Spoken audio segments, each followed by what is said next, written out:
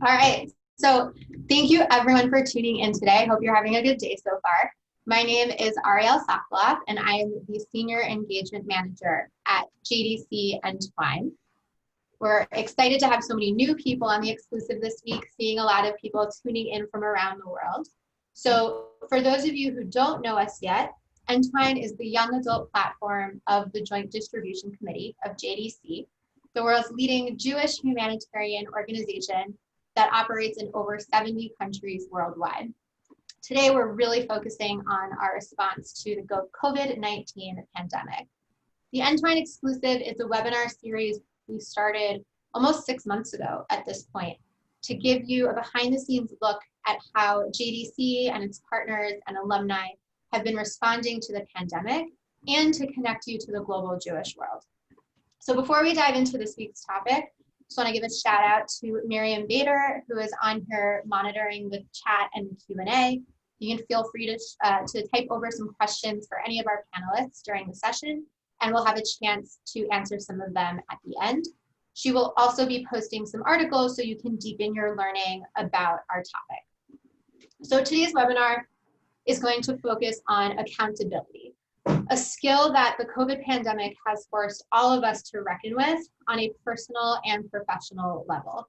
At Entwine, as many of you may know, our work has always been about bringing together people in person and traveling around the world. So we've had to adapt in a lot of new ways to this completely virtual space. And it's required a lot of skill along the way to do so, and a lot of learning. So we're going to be exploring adaptability through the lens of two social entrepreneurs that we have with us today. And even if you in the audience are not a social entrepreneur yourself, we hope that these lessons are going to be applicable to all of you and that you'll be able to take these learnings with you. So I want to hear a little from our audience about where you're coming from and how you have had to adapt over the past 6 months. So we're going to use our favorite tool, Mentimeter, to do a bit of a poll here. You can go to the link in your chat box, or you can go on your phone. And the first question for you, there you go. The first question for you is, on a scale from not at all to a large extent, since the pandemic started, to what extent has your work situation changed, your living situation, and your social network changed?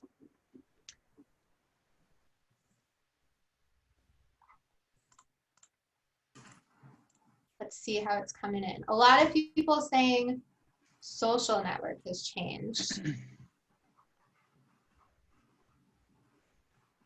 Living situation, not as much as the other two. I lived with my parents for a little bit, so I would say my living situation changed significantly. Work situation for many people has changed, and social seems to be pretty high. A couple more responses coming in, and then I'll go to the next slide. Okay, so overall, a bit of a change in all of these areas. So the next question is, we want to hear about your adaptability mindset. On a scale from this doesn't sound like me to this does sound like me, have you engaged in personal reflection? Do you adapt easily to new circumstances? Do you see change as an opportunity? And do you feel comfortable asking for help? Whoever just responded, definitely sounds just like me, all of these things. I think my adapt easily to new circumstances would be on the lower end as something I've had to work on the past few months. But for the most part, looking like this sounds like me. Comfort asking for help is in the middle a bit, which is interesting. A lot of people seeing change as an opportunity, and kind of a rising scale of people have been engaging in personal reflection recently. Great. So this was really helpful to see where our audience is coming from and to help our panelists think about how you have all been adapting during this time. And now I'm excited to introduce our panel. We have with us Becca Siegel from Half and Half Travel, currently based in New York, and Ben Mateev, a social entrepreneur from Berlin, Germany. Both are Entwine alumni, having traveled on trips to India and to Israel, and we're really excited to have both of their expertise today. And our conversation is going to be moderated by Barry Kahan. Barry is the founder and CEO of Rishon Global, an organization that invests in entrepreneurial Jewish millennials around the world. And Barry has sat on several organizational boards, including JDC. So we're thrilled to have you here today, Barry, and I'm going to turn it over to you to guide our conversation. Great, thanks, Ariel, so much. Just for a very, very quick background, I took my experience as a building a small business into a model in my industry, my passion to help others, and the inspiration that I get from innovative and purpose-driven young adults. I combined them all together, and I created Rishon Global.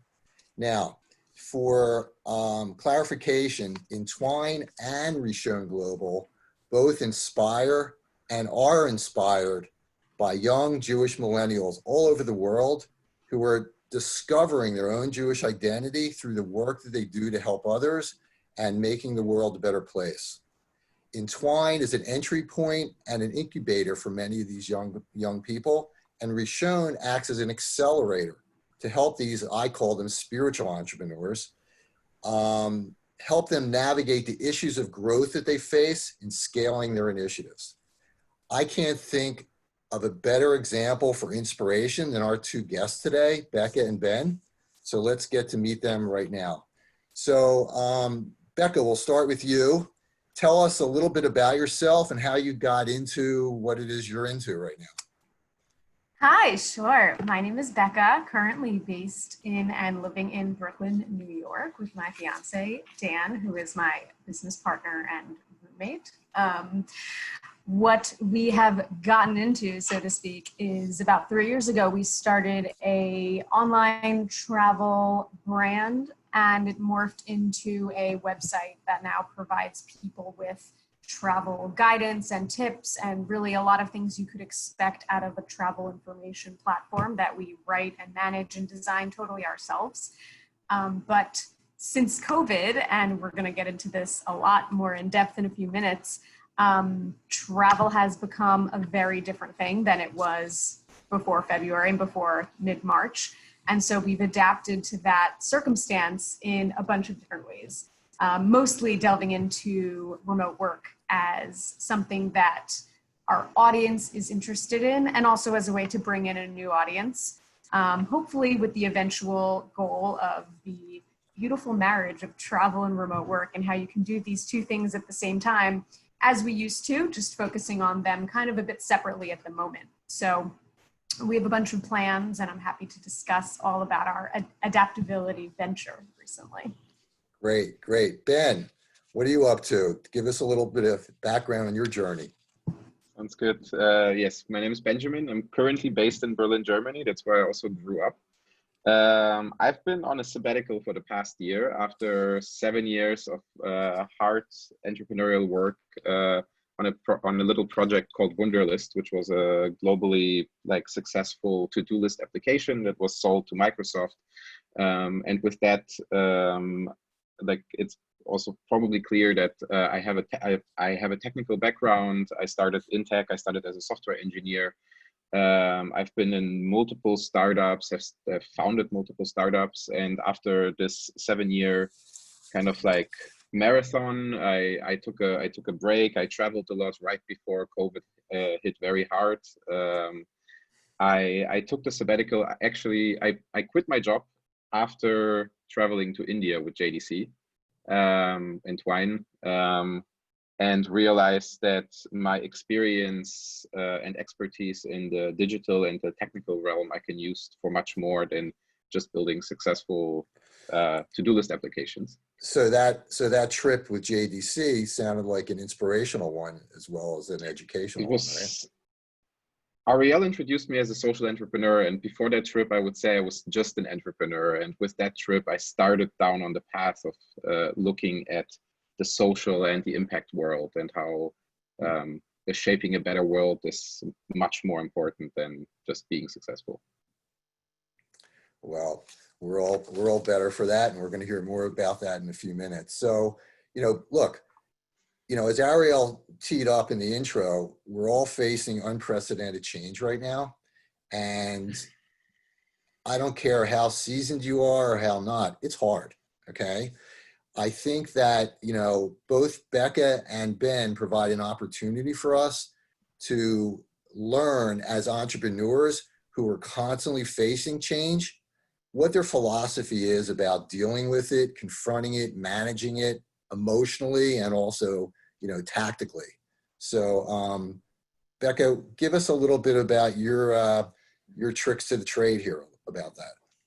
Yeah, sure.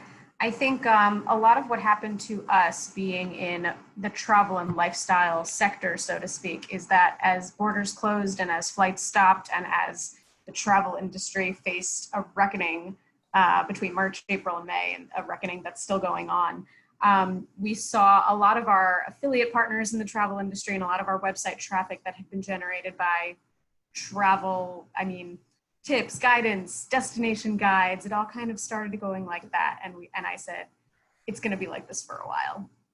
Even as we sat on our couch and said, like, we're scared to take a trip, and, seeing all these just like plans we had kind of like crash.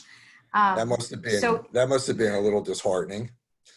Yeah. And everyone in the world was right there with us. So it was right. like our dream trip to Italy and Israel this summer kind of went down, and so did everyone else's plans. And, a lot of people lost, I guess, financially their travel plans more than we did, luckily.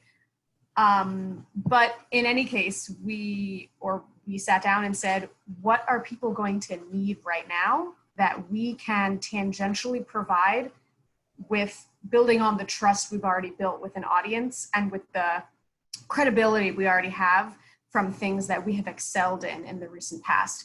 And so the most obvious answer to that was that Dan and I traveled for 10 months working remotely around the world from 2018 to 2019. And during that time, we put out a bunch of content about working remotely and traveling internationally. How does that look? How does that feel? How can you make it happen? How hard was it? How easy was it? And is it a successful thing to do? And when we found ourselves on our couch, locked inside because we were scared of going outside in New York at the end of March, we thought people are going to need how to work at home. No one's going into an office. A lot of the US is kind of shuttered. And so we took the opportunity to say, well, we know how to work remotely far away. I guess we know how to do it here. And so we started making content about how you can do that at home. And it started catching on, and we started getting recognized for it. And it was a success because it was tangential from something we had already built. We just kind of pivoted. We turned a corner. We didn't, start with apples and go to cucumbers. We kind of went from apples and then went to gala apples. So right. But the important lesson here is number one, you didn't let the changes and the challenges that came along with them appear as problems. You immediately shifted into the opportunity mode. How can I do something with this? And in a sense, you took an established working model for something totally different, not blowing up the model, but you repurposed it, okay? Mm-hmm. By thinking about what's next. And I think that's a really important, lesson for our viewers to get and, apply to adaptability here. Yeah, absolutely. Ben, help us understand your situation. I know that, you've been in a very entrepreneurial mode and environment for a long time. So hitting roadblocks and, things coming up that are unexpected are sort of commonplace for you. So you must have your own bag of tricks that you've developed over time. So share that with us a little bit. Sure. Yeah, I was in a very weird situation when COVID hit, because I was just coming back from my travel. I was about to get started on kind of like figuring out what the next thing is, what the next project is, what the next company looks like.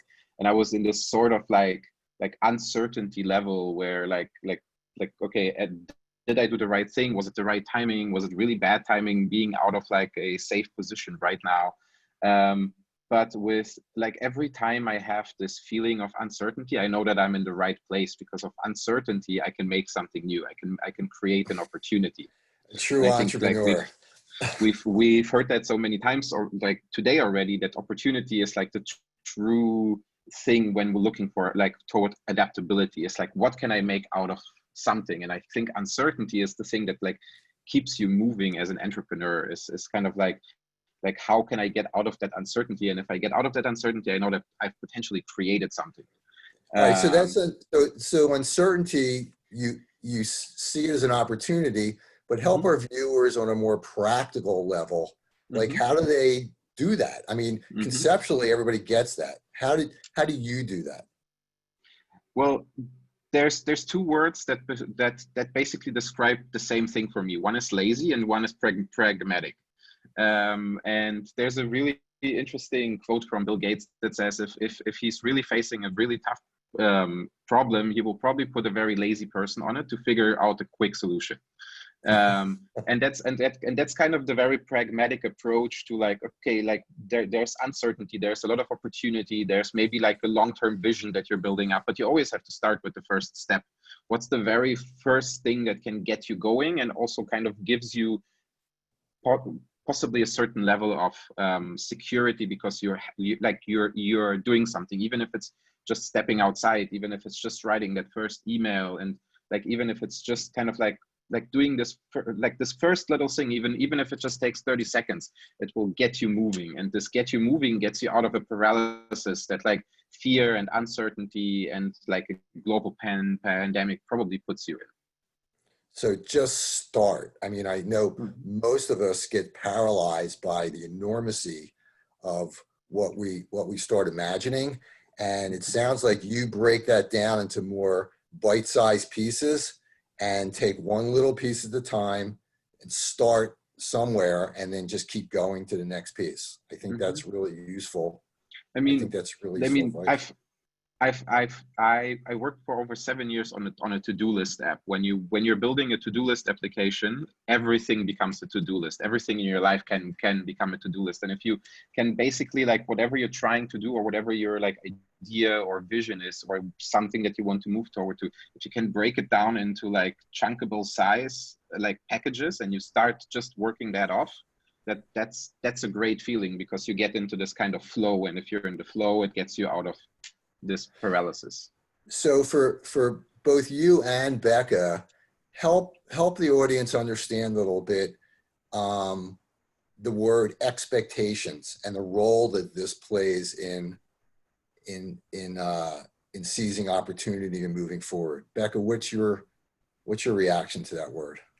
Expectation is that nothing happens overnight, and a lot of that is relevant in websites, because if you put something out, you publish a new article and you publish something you think is going to be wildly popular. The way websites work is that people don't find it immediately. So you have to be patient and kind of wait for traction to build up. And that's what's going to help you. But in the beginning, you have to be patient, because if you expect immediate success, you'll let yourself down. So I think a lot of it's in the attitude. What about you, Ben? I would probably go even one step further and say that expectations is almost the enemy of success. In a way, you have to kind of minimize expectations and just keep on working toward your vision without like expecting that like the outcome that you're working towards to will happen exactly the way you think it will. But you have to be flexible and be able to adapt to whatever happens. Like taking one step and you maybe end up like a few feet away from where you thought you would go, but then if you take the next step, maybe you get a little bit closer. And then like through a certain level of agility, which is something that is wildly like known and accepted in like the software development world, like through a certain level of agility, personal agility, if you want to call it that, you can reach your goal, but without the expectation that everything will go according to plan. Great. So I think there's a good opportunity here to distinguish between aspiration and expectation. It's good to have, large aspirations, because that's a motivator, but expectations, I should say, listening to both of you, sounds like if you're too rigid about them, they become a challenge or an obstacle in and of themselves. So you're actually throwing another obstacle in your own way. Mhm. Yeah, I would say one other helpful thing to do is to create check-in benchmarks for yourself. For example, just in the metaphor of websites, if you publish something in the beginning of April, you expect it to catch on, but it doesn't catch on in 5 days. What if you check in a month to see how traffic is on that one website? You could really blow your own expectations away. And that's what happened to us, because the 5-day period or even the 7-day period is most likely to be like, oh, okay, a little bit of success, like we need to wait along. But if you forget about it, table it, and then give yourself a 30-day check-in, you might, feel better about everything. Right. For me, So, that's for me, that's in every part of my life. Like, the only reason we're disappointed about something is because it didn't meet our expectations. And if we can kind of lower our expectations, not necessarily to not expect something from ourselves, but as you said, if we have very high aspirations, we're not going to get disappointed if it takes a little bit longer to get there, or it happens in a slightly different way. But if we expect something exactly the way it is about work, about a personal relationship, about anything, then we get disappointed. So far, what I'm hearing from you is frankly disappointing and boring, because it's not this oh my God, brainstorm me. It's practical stuff. Okay. Don't set too high of expectations that are unrealistic and become obstacles. Remain flexible, take a pragmatic approach and just start going step by step and see opportunity, in change. All right.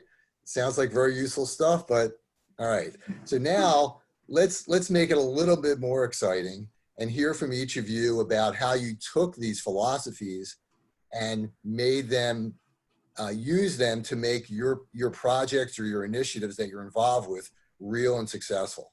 So Rebecca, start us out with that. Sure. So we're working off of the same metaphor about websites, which is something I'm continually learning about from Dan, my partner, who is the website guy, and I'm more of the front end facing social media and writer type of portion of the two of us. So together we have a bit of opposing but opposite skills that go together to form a website full of content that looks good and functions, and social media that he never touches and that I only manage. So in these two ways, we've tried to form community and connections and all these things. So in this metaphor of using website as how did we adapt, I mentioned that travel content was really just making people angry and sad and frustrated from a lot of the end of March through much of May, and probably still for all the Americans who are blocked out of everything except 25 countries in the world right now. None of us can take vacations. We're all trying to finagle these road trips and see what we can make out of them. But what we did was we said, well, we know how to write travel content. We know how to write travel and work content. Let's sit down and let's create kind of like a trove of remote work from home content that can guide people through this time. So we started out from square one by putting ourselves in the shoes of someone who was really overwhelmed with being told they had to work from home indefinitely. And put travel completely on another, end of the apartment where we couldn't see it, and said, let's forget travel for now. No one's even searching for this. So we started with a what to know about working from home guide, and even, thinking of tech things and mindset things and habits you can make. And from there, we wound up with, I think, eventually 18 type of niche articles about how you can work from home and not be overwhelmed, and how to avoid burnout, and how to be positive, and how to keep a great attitude to stay productive. And we have something for every question you could have about working from home right now. That's ingenious. And, listening to you describe that, I'm struck by the fact that you never really left the travel business, okay? Because initially you were helping people manage a trip, okay? And where now you're still helping people manage a journey. So a lot of the things are similar, okay? Yeah. They're just not going, physically to, the same places, but they're still on a journey, and you're helping them get from point A to point B. So And you I still have think to that stay that's great. focused, and you Yeah, still have to be comfortable and stay motivated and reach for your goals, but it all has to happen at home, which is to some people a very foreign place. Some right, people are overwhelmed by being home. So it's managing the same type of emotion. right. Benjamin, tell us, give us, I know you have many, but give us what do you think is your best example of, putting these things into practice? I'll give you two very shorter ones because I think one is exciting. Like they're both exciting for different things. As I said, around March, April, I was still in this level of uncertainty. I was looking at different projects, different ideas, but I didn't really have something that I was fully committed on working on. And so I was looking left and right. How can I use my skills and my approach to kind of help other businesses and friends of mine or people. And I don't know, like in Berlin, the food delivery business exploded a few years ago, but every big delivery startup pulled out and we only were left with one that was doing very bad delivery. So when Corona hit, like the restaurant industry in Berlin was basically looking at going out of business entirely in like the next 2 or 3 months. And I know a lot of restaurant owners and restaurant owners in Berlin.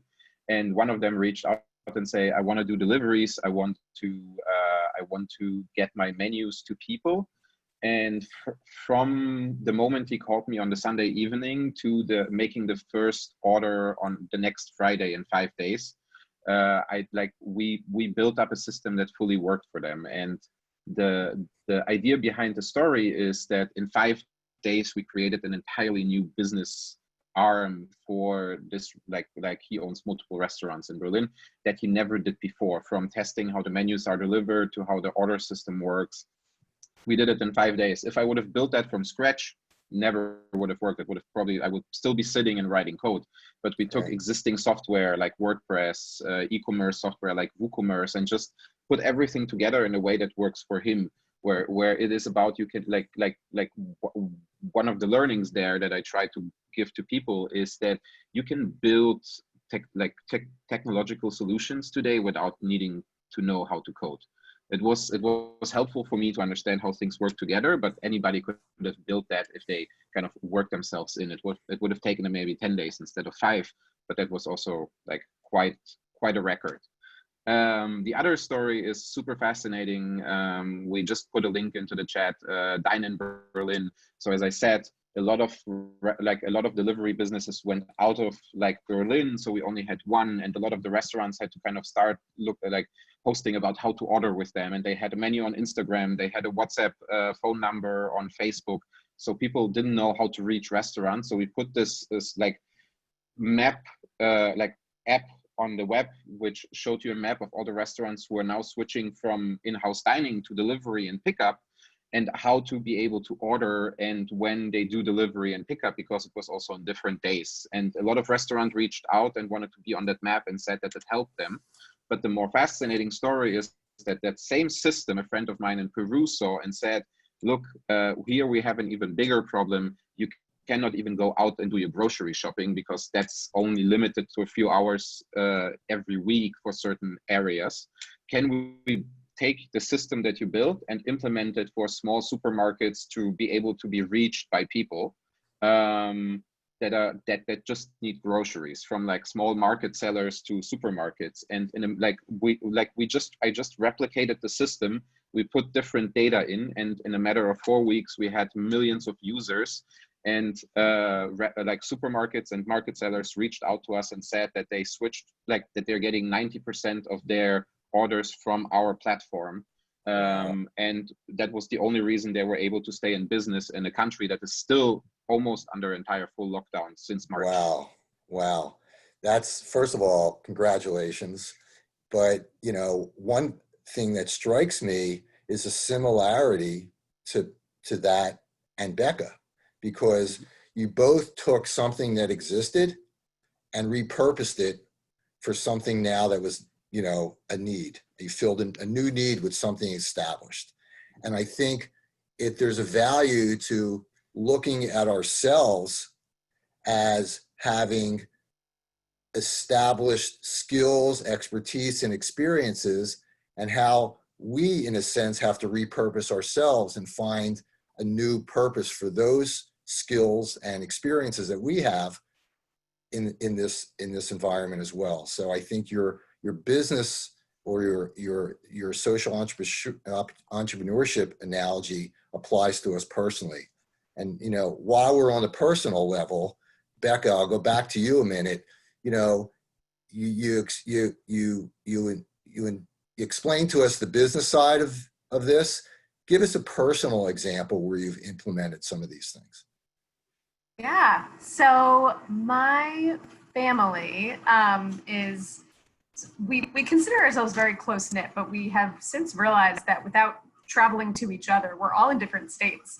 And so one thing we've instituted as a quarantine tradition that has stuck till now, and I think it's going to keep sticking, is that we have been getting together on Zoom with my 95, almost 96-year-old grandfather to hear him do Kiddush and to light candles all together every Friday at 7:30. Wow. And so a lot of this journey was getting him to learn how to use Zoom. He has a computer, and he was an accountant who only retired at age 94.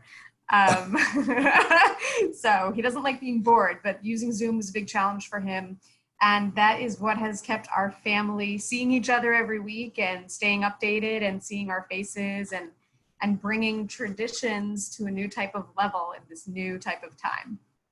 Wow. That's a super example. Thank you. And Benjamin, you had mentioned at the beginning of the show that you were inspired by your, Jewish travel with Entwine.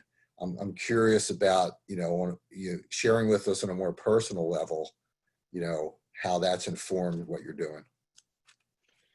So as I mentioned on the JDC trip, on the Entwine trip to India, I like a day after I came back, I was inspired by all the work that I saw that are different, like that we saw with different organizations, specifically also SEWA, the Self-Employed Women's Association that we visited. And I was already for a few years at Microsoft, and I was lacking this kind of meaning, some like I'm not only working for a paycheck. And I also started my entrepreneurial path not necessarily interested in a paycheck, but actually creating some level of impact. And through my time at Microsoft, I kind of lost that a little bit, although I always was looking for it in different ways. I volunteered in a children's village in Tanzania.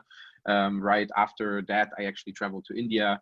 And seeing the work that's been doing there and understanding how much potentially I can help with my expertise in the digital realm and the entrepreneurial realm with software being some software for me is a technological solution that easily scales globally and creating global impact, something that seems very like a pretty good idea. So when I came back from India on the first day, also kind of being afraid that if I wait a few weeks, the whole impression will go away. On the first day, I went to my then manager and said, let's figure out how I can leave.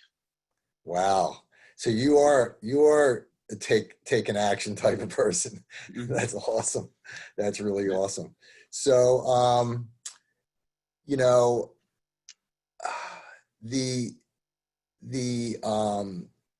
the work of Entwine partly is to help people discover their own Jewish identity, okay, in a way that is important to them. As we wrap up here, I think it would be useful that you guys shared with us how your work or how the challenges that you're facing has sort of made you more reflective or even just more conscious of that for your own selves and what you've done with it. What do you think, Becca? I love that. And also I want to say it's so funny that both Ben and I have done Entwine trips to India. What are the chances? Because there's so many great trips that you can take with Entwine. So yeah, my Entwine trip was amazing. I mean, it was like intimate and it was surprising and it was fulfilling and it was rewarding. And I came home just like Ben, like I was so enlightened by having had 8 days of interacting with the Jewish communities of India, people who I still keep in touch with on Instagram, which brings me to social media and how to make connections. I think what's so fulfilling about the type of work that I'm doing is that by connecting people and ideas and by getting ideas from people around the world and then resharing them with other people, I have really, gotten fulfilled about how we all have so much in common, especially during these times where everyone living in 2020 is having a shared emotional up and down journey and sharing these emotions of either being trapped inside or, losing work or losing someone, God forbid, or losing some type of livelihood, but we're all sharing the ups and downs of this year. And so through social media and through creating content and getting feedback this year, I've interacted with so many people who share these emotions and journeys, whether they are in India or New York, and being able to connect those and make things that resonate with people everywhere.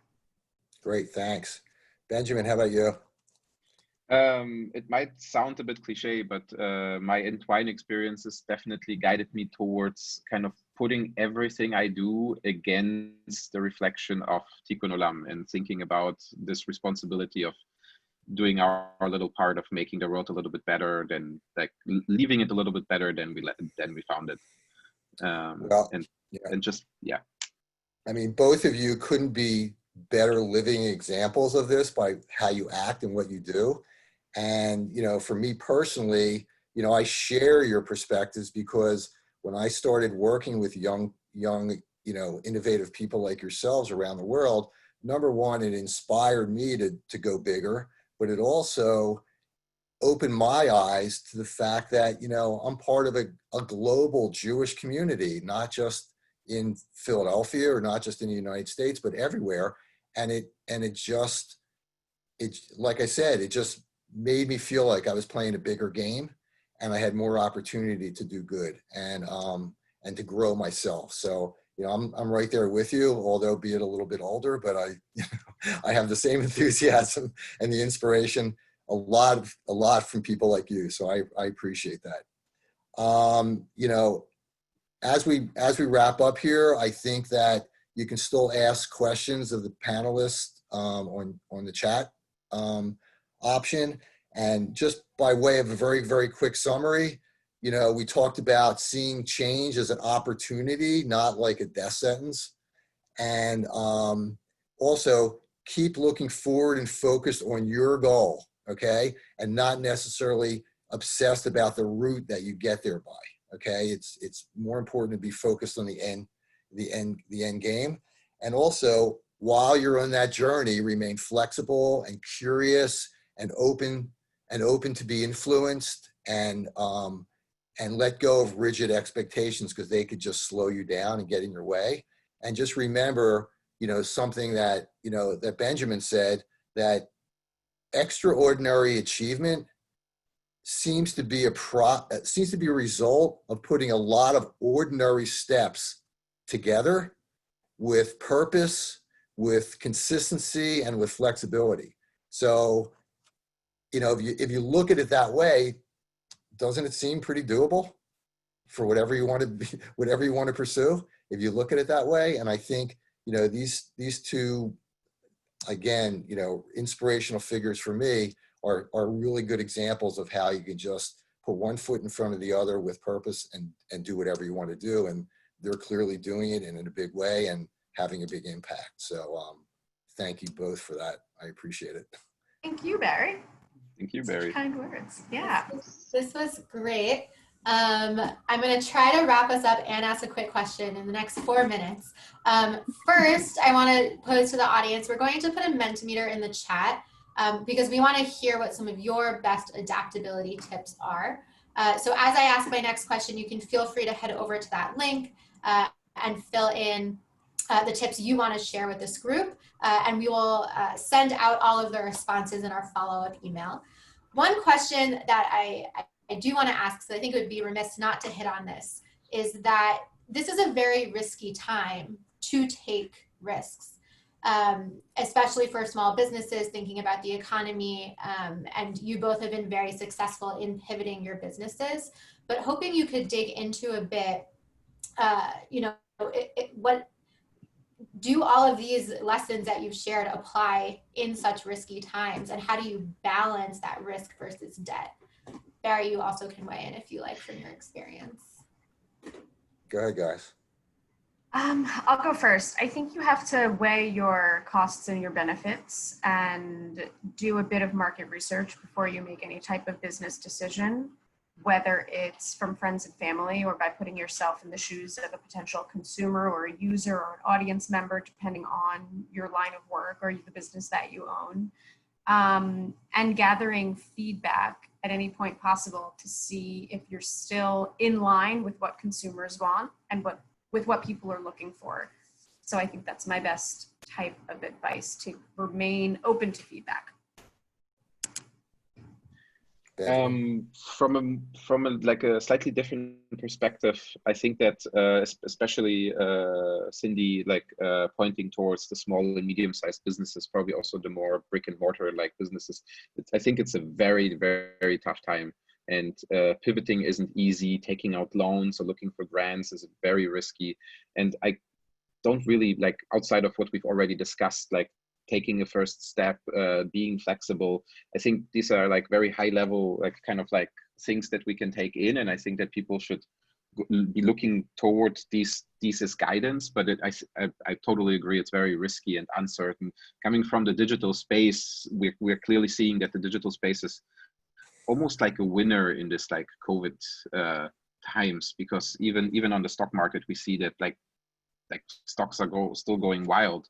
It's not really reflecting the reality in a way. And I think pivoting is a good answer, but it's also very risky. And actually, I don't really think that I have a good answer because I'm not in that space. But I think that the mindset of like an entrepreneurial person, and even like owners of small and medium-sized businesses, I think that if you go down into what makes your offer or product truly unique, you can always find a way to kind of take the next step with it and come out of like a crisis in like much stronger. If we look at the 2008 crisis, there were like truly global successful brands that came out of the crisis that were only able to form because of the crisis.